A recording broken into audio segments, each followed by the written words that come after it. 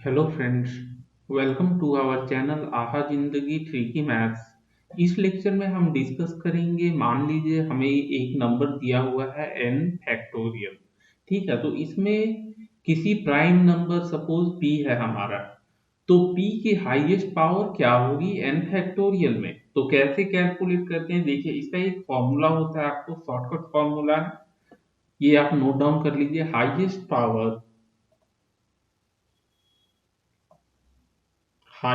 Power of p in n factorial. ठीक है, n factorial, तो ये होते हैं फॉर्मूला आपको n बाय p। ठीक है, ये आपको ग्रेटेस्ट इंटीग्रल वैल्यू के सिंबल हैं। ठीक है, ये वाली जो सिंबल है ग्रेटेस्ट इंटीग्रल वैल्यू की सिंबल है। ठीक है, ग्रेटेस्ट इंटीग्रल वैल्यू, तो n बाय p की greatest integral value plus n by p square plus n by p cube. ठीक है, ऐसे ही p की पावर जो डिनोमिनेटर में है वो इंक्रीज करते चली जाएगी और लास्ट होगा हमारा n by p to the power r। ठीक है, और यहाँ देखिए r का जो रिलेशन है n के साथ और p के साथ, where p to the power r। ठीक है, n is greater than p to the power r। n is greater than means denominator जो है हमेशा आपका, अगर इस टर्म को देखेंगे तो p to the power r आपको n से कम होने चाहिए। n should be greater than p to the power r but less than p to the power r plus 1। ठीक है, p to the power r plus 1 से कम होने चाहिए और p to the power r से ज्यादा होना चाहिए। एक एग्जांपल लेकर समझते हैं। ठीक है, सपोज हमें p की वैल्यू 2 है और फाइंड करनी है कि 2 की मैक्सिमम पावर कितनी होगी।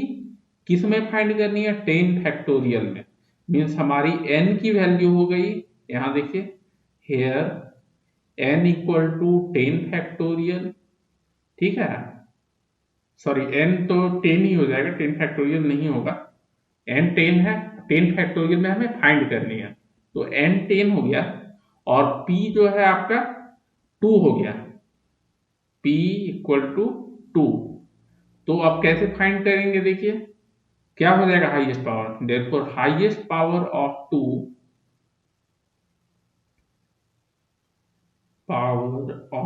2 इन 10 फैक्टोरियल।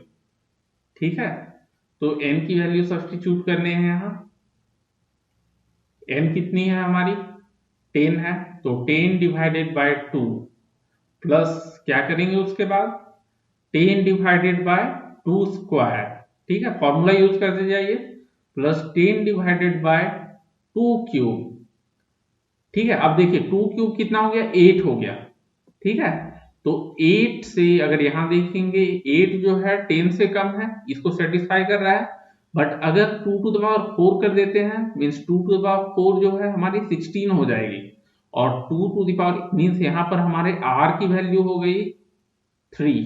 ठीक है, यहाँ r की वैल्यू 3 हो गई, मीन्स 2 टू द पावर 3 और n हमारा 10 हो गया और 2 टू द पावर 4।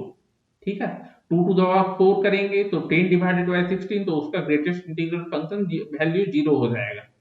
चलिए, अब ये हो गया हमारे greatest integral value of, divide कर लेते हैं, तो 10 divided by 2 means 5 plus 10 divided bye 4 2.5।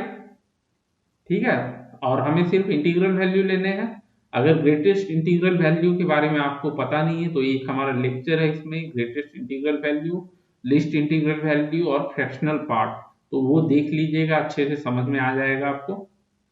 और 10 divided by 2 to the power 3 means 10 by 8, तो 1.25 हो जाएगा। अब देखिए सिर्फ इसमें इंटीग्रल वैल्यू हमें लेने हैं, तो 5 प्लस 2 प्लस 1 कितने हो गए? 8। ठीक है, तो मैक्सिमम होगी 2 की पावर 8 इन 10 फैक्टोरियल। और अगर हमें वेरीफाई करना है तो हम चेक कर सकते हैं। देखिए 10 फैक्टोरियल क्या होता है आपको, 10 into 9 into 8 into 7 into 6 into 5 into 4 into 3 into 2 into 1। ठीक है, अब देखिए यहाँ आपको 2 की पावर कितनी, 2 इंटू 5 मीन्स 2 की पावर 1। ठीक है, और 8 में देखिए 9 में तो कोई भी 2 का पावर नहीं होगा, 8 में 2 टू द पावर 3, 6 में अगेन 2 टू द पावर 1, 4 में 2 की पावर 2 और 2 में 2 की पावर 1। तो कितने हुए 2 की पावर, 1 प्लस 3 4, 5 6 7 एंड 8। मीन्स इसमें टोटल मैक्सिमम जो रहेगी 2 की पावर 8 रहेगी। ठीक है, देखिए यहां भी हमारा इस फॉर्मूला को यूज करके 8 आ रहा है। ठीक है, तो इस लेक्चर में हमने डिस्कस किया कैसे कैलकुलेट करते हैं highest power of A prime number in an factorial. Okay friends, thank you.